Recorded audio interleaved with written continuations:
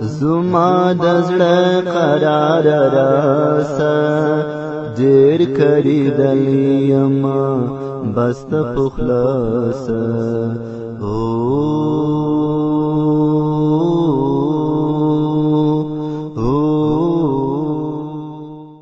د ژوند لار زما د زړه قرار راسه وړاندې کوونکی مولوي محمد یاسین فهیم. زما د زړه قرار راسه زما د زړه قرار راسه ډېر کړېدل یمه بس ته په خلاصه د ژوند لار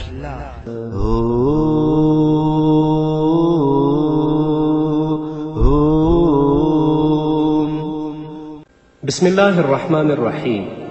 الحمد لله رب العالمين حمد الشاكرين. الصلاة والسلام على سيد الأنبياء والمرسلين سيدنا ونبينا وشفيعنا وحبيبنا ومولانا محمد وعلى آله وأصحابه الطيبين الطاهرين. قدرمنو اوریدونکو د ژوند د لارې د خپرونې مینوالو په سلامونو او نیکو هیلو لمانځم. ستاسو روغتیا او خوشحالي د پاک رب نه غواړم. دا دی زه محمد یاسین فهیم د ژوند د لارې د خپرونې په وړاندې کولو کې ستاسو په خدمت کې یم په دې هیله چې دا خپرونه ستاسو د پام وړ وګرځي. زموږ د نننۍ خپرونې موضوع بیا هم د عقیدې د اصلاح اهمیت دی چې د یو مسلمان په ژوند کې سالمه او صالحه عقیده چې په هغه کې خرافات، بدعات، شرکیات نه وي د هغه په ژوند کې دا څومره ارزښت لري. ځکه انسان چې په دنیا کې هر څه کوي که هغه ښه کوي او که بد کوي په آخرت کې به د هغې میوه ضرور هغه ته میلاویږي. فمن یعمل مثقال ذرة خیرا یره ومن یعمل مثقال ذرة شرا یره. که په دنیا کې ښه وکړه په آخرت کې به ښه ورته میلاویږي او که په دنیا کې بد وکړه نو په آخرت کې به د بدو جزا هغه خامخا ویني. لکه څنګه چې موږ او تاسې په دنیا کې وینو یو بزګر یو دیقان چې کله په خپله ځمکه کې د غنمو تخم شیندي نه به خامخا غنم ریبي. داسې چیرته هم نه دی شوي چې هغه دې په ځمکه کې غنم وکري او د هغه نه دې د اوربشو یا د جوارو فصل اوچت کړي. نو په دنیا کې چې هر څه کوي په آخرت کې به د هغه جزا او د هغه اجر ضرور تا ته رسیږي. ځکه رسول الله صلی الله علیه وسلم فرمایي الدنیا مزرعة الاخره. دنیا چې ده دا مزرعت یعنی پټی او ځای د کرلو د آخرت دی. که دې په دنیا کې ښه وکړه نو په آخرت کې به د دې اجر و ثواب ویني او که دې په دنیا کې بد وکړه نو د دې جزا به الله رب العزت خامخا تا ته درکوي. نو د دې نه دا معلومه شوه چې په دنیا کې انسان څومره نیک اعمال کوي، څومره نیکي کوي او د نیکو کارو دپاره محنت او مشقت او تکلیف برداشت کوي. د ژمي په موسم کې، د یخني په موسم کې اودس کول، د تهجد و مانځه دپاره خپله بستره پرېښودل څومره مشکل کار دی، خو انسان دا مشقت او دا تکلیف برداشت کوي. د سختې ګرمي په موسم کې د اوږدو ورځو روژه نیول، لږه او تنده تیرول څومره مشکل کار دی. په جهاد کې مال خرج کول، د خپل ځان قرباني ورکول دا څومره مشکل کار دی. دا چې انسان د دې دومره مشکلو کارونو دپاره خپل ځان تیاروي صرف د دې دپاره چې د مرګ نه وروسته هغه نه ختمیدونکي ژوند ځان دپاره ښایسته او باعزته وګرځوي او دا په دې نیت کوي چې د مرګ نه وروسته چې کومه بله ژوند په ما پسې را روان دی دا نیک اعمال هلته زما په کار راشي او الله رب العزت به د دې نیکو اعمالو داسې اجر و ثواب ما ته راکوي. دا نیک عمل دې دپاره کوي ځکه دا وایي چې الله رب العزت به د دې نیکو اعمالو داسې اجر و ثواب راکوي چې هغه به زما د فکر او اندیشې نه هم اوچت وي. د دې نیکو اعمالونو په وجه به الله ما ته همیشه دپاره جنت نعمتونه، لذتونه او خوشحالي راکوي او د جهنم د درناک عذاب نه به زما حفاظت کوي. خو قدرمنو اوریدونکو په دې خبره باندې پوه شئ او دا خبره یاد وساتئ چې په دنیا کې د ښو اعمالونو او نیکو عملونو بدله په آخرت کې هغه وخت الله تا ته درکوي کله چې عقیده صحیح وي. د نیکو عملونو بدله به الله تا ته ضرور درکوي، د هغه اجر و ثواب به الله تا ته ضرور درکوي، خو دا به هله درکوي چې د ستا عقیده سالمه عقیده وي او په زړه کې د ایمان وي. د ټولو نیکو عملونو قبلېدو دپاره الله رب العزت داسې شرط لګولی چې دا عملونه به زما په دربار کې هغه وخت قبلیږي کله چې د عمل کوونکي په زړه کې ایمان وي او د ده عقیده د مسلمان عقیده وي. په دنیا کې د شوي ټول محنت او مشقت او کړاو فایده به الله په آخرت کې هغه ته ورکوي چې د دې عقیده سالمه عقیده وي.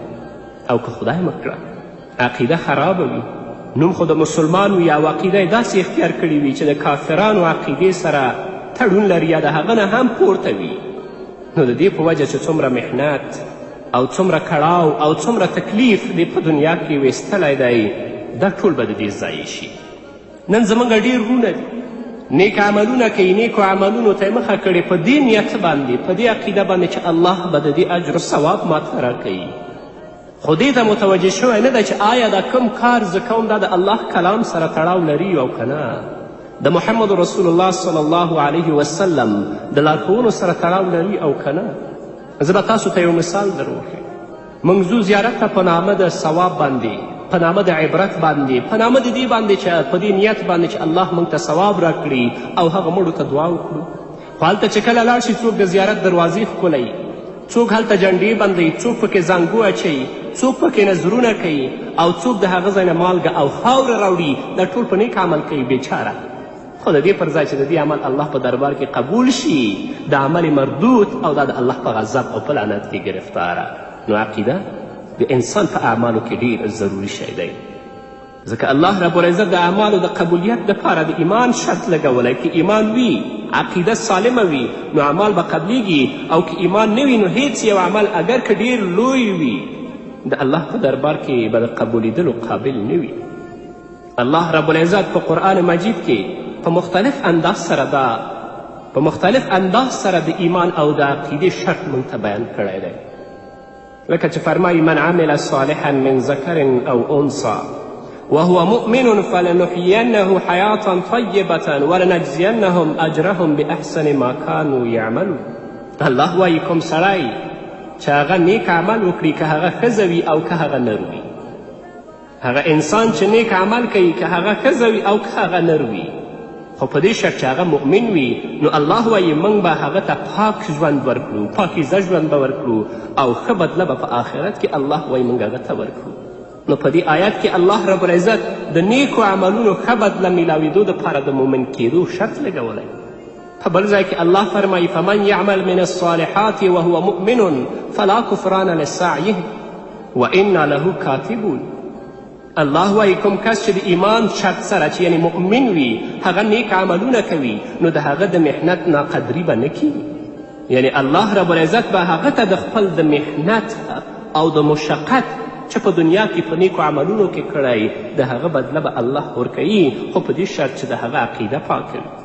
په بل ځای کې الله فرمایي ومن اراد الآخرة وسعى لها سعیها وهو مؤمن فاولئک کان سعیهم مشکورا.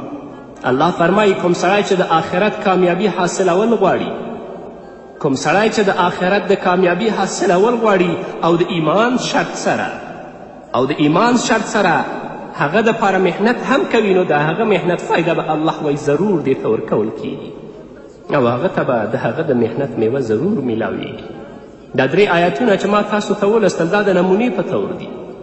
ګڼې په مثبت انداز کې داسې قسمه ډېر آیتونه شته دی چې په هغه کې د نیکو عملونو نه وړاندې لازمي طور باندې د ایمان شرط ذکر شوی دی چې هر انسان په دنیا کې نیک عمل کوي نو باید هغه مؤمن وي او د هغه عقیده سالمه وي، او که په نام مسلمان وي عقیده خرافاتي عقیده وي، شرکي عقیده وي، بدعتي عقیده وي، نو څومره نیک عملونه چې کوي هغه د الله په دربار کې قبول نه، بلکې هغه مردود او دې دپاره اجر نه بلکې دې دپاره عذاب دی.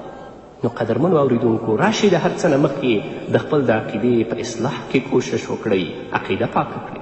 که هغه زموږ په معاملاتو کې وي یا زموږ په دیاناتو کې وي او هغه که په نظام د حکومت کې وي یا په اخلاقو کې، په هر شي کې باید عقیده زموږ پاکه عقیده وي، د الله رب العزت د کلام موافق، د محمد رسول الله صلی الله علیه وسلم د احادیثو موافق. په سورة عصر کې الله فرمایي والعصر ان الانسان لفی خسر الا الذين آمنوا وعملوا الصالحات وتواصوا بالحق وتواصوا بالصبر. الله وایي چې زما د قسم وي په زمانه باندې چې بېشکه انسان خامخا په تاوان کې دی مګر هغه خلک چې ایمان یې راوړی او سره د ایمان هغوی نیک عملونه کوي او یو بل ته وصیت کوي د حق او وصیت کوي د صبر. په سورة تین کې الله فرمایي ثم رددناه اسفل السافلین الا الذین آمنوا وعملوا الصالحات. دلته هم الله د اعمال صالحه نه وړاندې د ایمان شرط ذکر کړی دی. قدرمنو اوریدونکو دا خو ټول مثبت انداز و.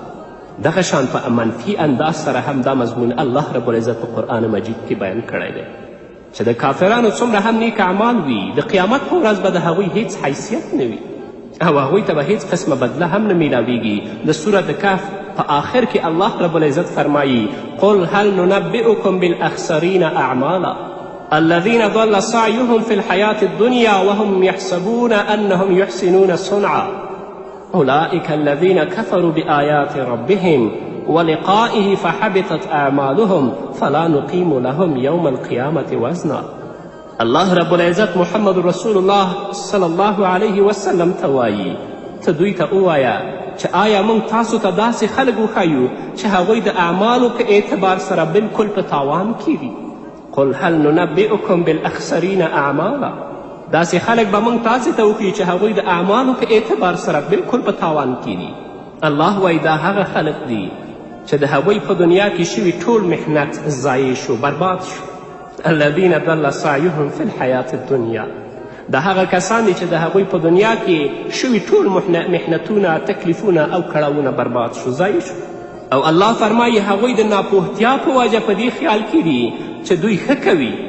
وهم یحسبون انهم یحسنون صنعا. د جهالت د وجې نه دوی په دې خیال کې دي چې دوی خو ښه کار کوي په دنیا کې. الله وایي دا هغه خلک دي چې دوی د خپل رب د آیتونو او د هغه د ملاقات یعنې د قیامت د ورځې نه انکار کړی، نو ضایع شه د هغوی اعمال.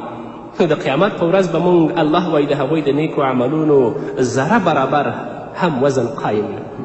نن چې په دنیا کې ته مسلمان هر نیک عمل کوي، الله رب العزت به په آخرت کې ستا اعمالو دپاره تلک دي او ستا اعمال به تلي، ځکه ته مؤمن یې. خو د کفارو د اعمالو لپاره الله رب العزت وایي هیڅ وزن نشته. فلا نقیم لهم یوم القیامة وزنا. الله وایي چې د قیامت په ورځ به د دوی نیکو عملونو دپاره ذره برابر وزن هم قایم نشي، ځکه څومره نیک عملونه چې دوی په دنیا کې کړي هغه برباد دي، ضایع دي، ځکه چې دوی ایمان نه درلود، د دې عقیده سالمه عقیده نه وه. نو قدرمنو اوریدونکو، زما خویندو او ورونو، هر کار چې کوئ ګورئ چې دا د الله د کلام سره موافق دی که نه دی. هر نیک عمل چې کوئ د هغه صحت د رسول الله په احادیثو کې ولټوئ، د خپل فقهاو و مجتهدینو امامانو په احادیثو کې ولټوئ چې شته او که نه. داسې نه خدای وکړه چې په دنیا کې نیک عملونه کوو او په آخرت کې د هغه دپاره زموږ هیڅ کومه بدله نه وي غیر د الله د عذاب. نن ورځ موږ او تاسې په خپل ژوند کې خیراتونه کوو، څلوېښتیانې کوو، کلیزې نیسو یا کلیزې لمانځو، د جمعې شپې کوو. حال دا چې دا په دین کې نشته. په دین کې خیرات راغلی وی که ایساله ثواب وکړه، خو هغه دپاره وخت مه تعینوه، هغه په فقراو په مساکینو وویشه، په کارتونو باندې خلک ته مه رابله. او یو مسکین او یو فقیر چې واقع هغه ستا خیرات ته اړتیا لري، که هغه دروازې ته راشي هغه ته څوک ډوډۍ هم نه ورکوي. نو الله رب العزت دې په موږ باندې رحم وکړي. الله دې موږ ته توفیق راکړي چې د خپل عقیده پاکه کړو، د خپل عقیده د الله د کلام موافق، د رسول الله د لارښوونو موافق کړو، تر څو زموږ نیکو عملونو بدله الله موږ ته په آخرت کې راکړي. په همدې هیله همدغه شان حضرت ابو سعید خدري رضی الله تعالی عنه فرمایي چې د قیامت په ورځ به داسې اعمال هم د بعضو خلکو راوړی شي چې هغه عملونه به د جسامت په اعتبار سره، یعنې د غټوالي په اعتبار سره د تهامې د غرونو برابر وي، یعنې ډېر اوچت نیک عملونه به یې کړي وي، خو په تله او په ترازو د عدل کې به د هغې هیڅ وزن نه وي، ځکه چې د دې عقیده سمه. همدغه شان په یو بل روایت کې راغلی دي چې عبدالله بن جدعان یو قریشي و، په زمانه د جاهلیت کې هغه ډېر ښه کارونه کړي ول، خو کافر و، اسلام یې نه و راوړی. نو یو ورځ حضرت عایشې رضی الله عنها د محمد رسول الله صلی الله علیه وسلم نه پوښتنه وکړه چې ای د الله رسوله، د عبدالله بن جدعان چې د جاهلیت په زمانه کې کوم نیک کارونه کړي، آیا هغه ته به د هغې ثواب میلاویږي؟ الله به هغه ته بدله ورکوي؟ محمد رسول الله صلی الله علیه وسلم وفرمیل ای عایشې نه، ځکه چې هغه هیڅ یوه ورځ داسې ونه ویل چې ای الله زما ګناهونه په قیامت کې وبخي. هغه د خپل مشکل حل د الله نه و غوښتی، د خپل حاجت روا یې الله نه و ګرځولی. نو هر ستونزه چې لرئ، هر مشکل چې لرئ، هر حاجت چې لرئ، هغه خپل پروردګار سره شریک کړئ. نه به پیر درته حل کړي، نه به زیارت درته حل کړي او نه به تعویض درته حل کړي. هغه یوازینی مشکل کشا، یوازینی حاجت روا چې دی هغه زموږ پروردګار دی، بل څوک نه دی. ځکه په دنیا کې داسې عمل وکړو چې په آخرت کې مفلس ونه درېږو، چې هغه نیک عملونه به الله رب العزت زموږ نه واخلي، بل چاته به ورکړي او موږ به جهنم ته واستوي. الله رب العزت دې په موږ او تاسو باندې رحم وکړي. تاسې نن ګورئ چې کفار د اسلام او د انسانیت دښمنان څومره کارونه کوي په دنیا کې، په ټولنه کې، په هرې ټولنه کې دوی غفاهي کارونه شروع کړي، خو د دوی د نیکو کارونو د الله په نظر کې هیڅ حیثیت نشته، ځکه چې د دوی په نیکي کې اخلاص نشته. اخلاص خو د نیکو عملونو د قبولیت دپاره داسې لازمي شرط دی، که د مسلمان په نیکي کې هم اخلاص نه وي نو هغه د ده په مخ باندې راغورځولی شي. نو چې د کافر په اعمالو کې اخلاص نه وي هغه به څنګه قبلیږي؟ او بل دا چې د اعمالو قبولیت دپاره ایمان شرط دی، چې ایمان نه وي عقیده به نه وي.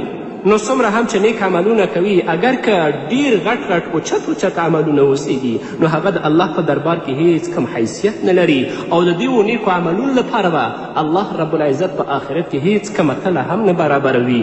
فلا نقیم لهم یوم القیامة وزنا. الله وایي چې د آخرت په ورځ به د دې اعمالو دپاره موږ تله هم بلکل نه برابرو. نن د اسلامیت او د انسانیت دښمنان چې څومره دا کارونه هم کوي، دا پروژې په لاره اچولي، دوی ځان ته ځانګړي اهداف لري او دوی غواړي چې د دې پروژې او د دې رفاهي کارونو د لارې هغه خپل اهدافو ته ورسیږي. څوک عیسوي شوه، څوک یهودي شوه، څوک په فسادو، په منکراتو او په فجایعو باندې اخته شول. او که مسلمان واقعي مسلمان وي، د عقیده سالمه او صحیح عقیده وي، نو هیڅکله به د دې انسانیت او د اسلامیت د دښمنانو په خبرو باندې دوکه نشي. هغه ته به الله رب العزت د کلام نه آګاهي وي، د محمد رسول الله صلی الله علیه وسلم د احادیثو نه به هغه ته آګاهي وي. خو له بده مرغه نن اخته یو موږ په هر څه باندې، او د هغه عاقبت موږ نه دی سنجولی چې الله به د دې موږ سره څه حساب کوي او الله به زموږ نه څه پوښتنه کوي. نو قدرمنو اوریدونکو، د عقیدې د اصلاح او د صحیح کولو اهمیت دا دی چې زموږ نیک عملونه د الله رب العزت په دربار کې قبول شي، او په دنیا کې چې موږ کوم محنت کوو، مشقت وباسو، دا په آخرت کې موږ ته په کار راشي او موږ ته د خپلو عملونو اجر او ثواب د الله رب العزت د رضا او د جنت خوشحالیو په صورت کې میلاو شي. او که خدای مو کړه عقیده صحیح نه وي نو ټول محنت به بیکاره او ضایع شي او الله به موږ جهنم ته بیا واستوي. او آخر کې په دې خبره هم پوه شئ قدرمنو اورېدونکو، لکه څنګه چې کفر سره په فاسدې عقیدې سره نیک عملونه د الله په دربار کې نه قبلیږي، دغه شان کې یو سړی مسلمان وي او هغه ډیر زیات نیک عملونه کړي وي، د منځونو، د روژو، د حجونو او زکاتونو د هغه څخه انبار لګېدلی وي، خو وروسته هغه کافر شي نو ټول عملونه یې برباد شو. اوس یې که توبه هم وښکله او مسلمان شو نو دوباره به حساب شروع کیږي، مخکیني نیک عملونه ټول ختم شو.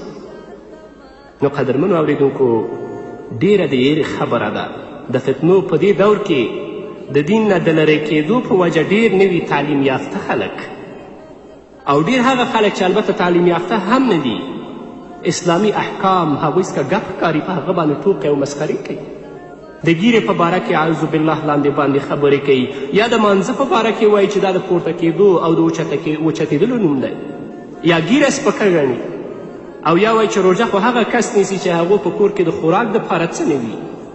په دې پوه شئ چې د اسلام د یو وړوکي نه وړوکي حکم باندې مسخره کول هم کفر دی، لا پاتې شو مونځ او روژه او ګیره. همدغه شان په دې باندې متوجه اوسئ چې ځینې ځوانان نن غواړي بهرني ملکونو ته یا یوروپ ته لاړ شي یا لندن ته ورسیږي، په هغه ځای کې یا ځان شیعه معرفي کړي یا قادیاني یا کافر ځان معرفي کوي، او په زړه کې دی چې وروسته به زه توبه وباسم. په دې ټولو صورتونو کې به یو خو نیک عمل ضایع شي او برباد شي، او دویم دا چې د مرګ هیڅ کم مقرر وخت نشته. که په دې حالت کې تا ته مرګ راغی نو د کفر په حالت کې د دنیا نه لاړې او همیشه دپاره به د جهنم سزا تا ته رسي. الله رب العزت دې په موږ باندې رحم وکړي او الله دې موږ ته د نیکو اعمالو توفیق راکړي. رسول الله وایي زما په امت به داسې حال راشي چې سهار کې به مسلمان وي او بیګا ته به کافر وي، په بیګا کې به مسلمان وي او سهار کې به کافر وي. نو د عقیدې اصلاح او د عقیدې مضبوطوالی ډېر ضروري دي. خپل ځان او خپله ښځه او د خپلو بچو د عقیدو صحیح کولو او د دوی په عقیدو کې د پخوالي راوستلو دپاره هر حال کې تاسې کوشش وکړئ. ګڼې یو ورځ به ژاړئ، بیا به دا ژړا تاسو ته په کار نه راځي. الله دې په موږ باندې رحم وکړي. قدرمنو اورېدونکو، دا به زموږ نننۍ خپرونه چې ستاسو درانه حضور ته وړاندې کړه. تر بلې خپرونې پورې چې زه بیا هم ستاسو درانه حضور ته راځم، تاسو ټول په پاک رب سپارم. پاتې ژوند او پاتې ورځ نیکمرغه. پاک الله مو مل شي. اسمانونو کی ستورو سپوږمۍ کی هم په واړه جهانونو کی تلاش می وکړو ستا په مځکه اسمانونو کی ستورو سپوږمۍ کی هم په واړه جهانونو کی زړه دی خالی کله وسواسه زړه دی خالی کله وسواسه ډېر کړي دلې یم بس ته په خلاصه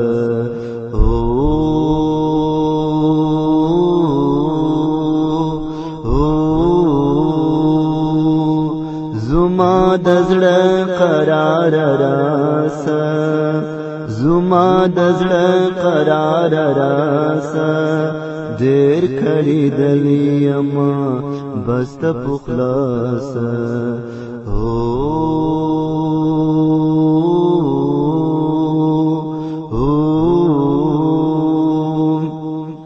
ډېر نا امید سوم ستا په امیدونو کې هر څه مې هېر کړو د دنیا ستا په غمونو کې ډېر نا امید سوم ستا په امیدونو کې هر څه مې هېر کړو د دنیا ستا په غمونو کې ستا دې قسم وي خپل راسه ستا دې قسم وي خپل راسه ډېر کړي دلې یم بس ته په خلاصه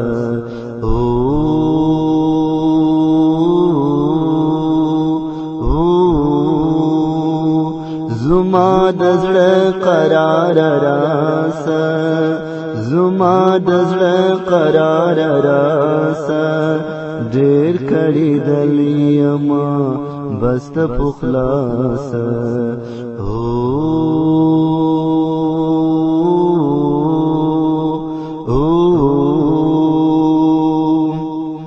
ته مې لټولې د خپل زړګي ګوټونو کې د مصور د تخیل په گلشنونو کې ته مې لټولې د خپل زړګي ګوټونو کې د مصور د تخیل په گلشنونو کې د لږ ساعت لپاره راسه د لږ ساعت لپاره راسه ډېر کړي دلې یم بس ته په خلاصه